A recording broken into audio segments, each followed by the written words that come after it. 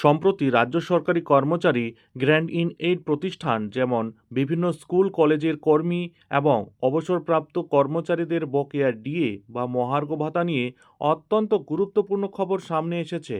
সম্প্রতি সংগ্রামী যৌথ মঞ্চের আহ্বায়ক ভাস্কর ঘোষের সাক্ষাৎকার থেকে এই বকেয়া ডিএ রিলিজ এবং হিসাবের অসঙ্গতি মেটানোর বিষয়ে বেশ কয়েকটি ইতিবাচক পদক্ষেপের কথা জানা গেছে। রাজ্য সরকারের অর্থ দপ্তরে এই মুহূর্তে কর্মচারীদের বকেয়া মেটানোর প্রক্রিয়া অত্যন্ত জোর কদমে চলছে।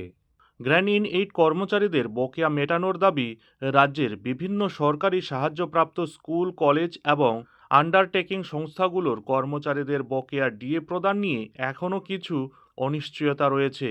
এই পরিস্থিতি কাটাতে বেশ কিছু উদ্যোগ নেওয়া হচ্ছে।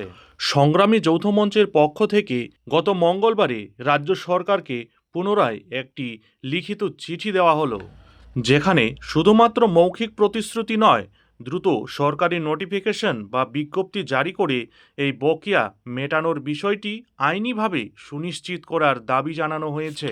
এর সাথে পিডব্লিউডি সেট দপ্তরের ওয়ার্ক চার্জ এমপ্লয়ি এবং এনভিএফ কর্মীদের বকেয়া মেটানোর বিষয়টিও আলাদাভাবে উল্লেখ করে সরকারের কাছে পেশ করা হচ্ছে।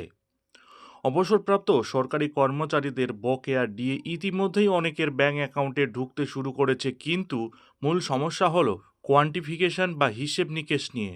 বিগত সময়ের জটিলতার কারণে অনেকেই সঠিকভাবে টাকা পাচ্ছেন না।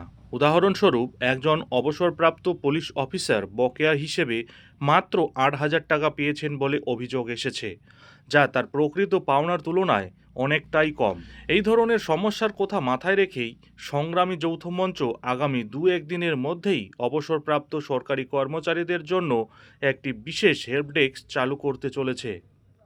যেসব অবসরপ্রাপ্ত কর্মীরা হিসাবের অসঙ্গতির শিকার হচ্ছেন, তারা এই হেল্প ডেস্কে নিজেদের তথ্য জমা দিতে পারবেন। সংগৃহীত তথ্য সরাসরি সরকারের উচ্চ পদস্থ আধিকারিকদের কাছে পৌঁছে দেওয়া হবে সমাধানের জন্য। নবান্নের তৎপরতা ও মুখ্যমন্ত্রীর কড়া নির্দেশ। নতুন সরকারের বয়স মাত্র 1 মাসের সামান্য বেশি। আগামী 22 তারিখ রাজ্যে আর্থিক বাজেট পেশ হতে চলেছে, যার কারণে অর্থ দপ্তর চূড়ান্ত ব্যস্ত। তবে এর মাঝেই কর্মীদের পাওনা মেটানোর কাজ চলছে।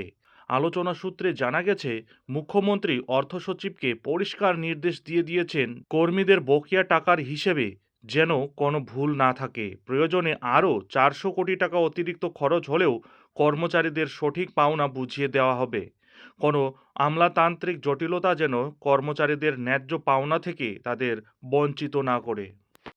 এখন দেখার বিষয় হলো, আগামী 22 তারিখ রাজ্যের আর্থিক বাজেট পেশের দিন রাজ্য সরকারি কর্মচারী এবং পেনশনারদের জন্য নবনির্বাচিত শুভেন্দু অধিকারীর সরকার আদৌ কি তাদের দীর্ঘদিনের বকেয়া ডিএ প্রদান করবে?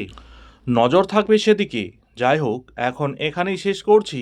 এই ধরনের ডিএ সংক্রান্ত লেটেস্ট আপডেট ঠিক সময় মতো পেতে অবশ্যই চ্যানেলে চোখ রাখুন।